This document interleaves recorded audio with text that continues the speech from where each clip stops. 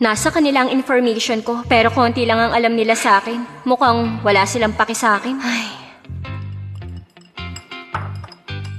Bahala na. Konting pasaring kapalit ng capital residence permit. Okay lang. May tatapusin akong homework, aakyat na ako.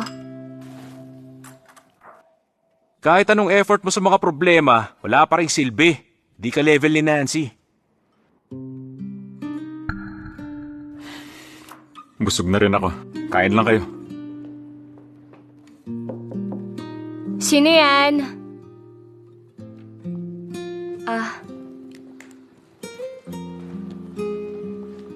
Linda? Ano po yun?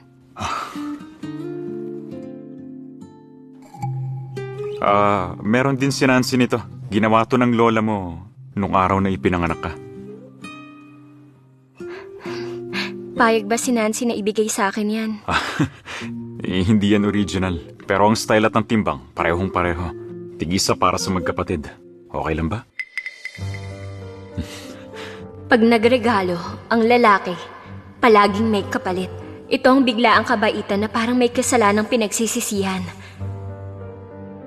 1, 2, 3. So bale, hindi na mapapalitan ang apelyido mo ngayon. At yung family reunion, medyo matatagalan. Hala, yung residence permit ko. Ang totoo, anak pa rin kita. Hindi na yan magbabago. Wala akong balak sumali sa pangmayamang drama ng mga Lewis. Walker ang binigay sa akin ni Lola. Ayokong palitan yun. Okay naman kung ganun, pero paano na ang residence permit? Na-transfer na sa capital city. Yun lang ang kailangan ko.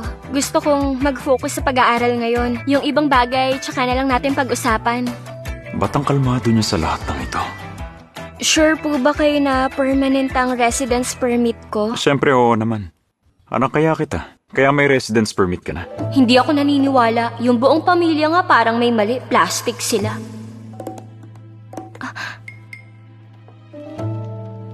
Manumpa ka. Gayahin mo ko. Ha? Pag di ko tinupad ang pangako ko, mapabankrupt ako, iiwan ng pamilya. Uy, ikaw! Okay. Mag-aaral na ako. Pahinga ka na rin. Matulog ka na maaga. Mahimbing na tulog.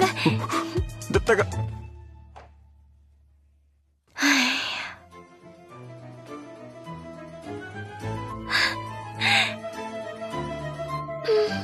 Nakuha ko din ang residency. Capital exam paper. Luminaria University. Ayos!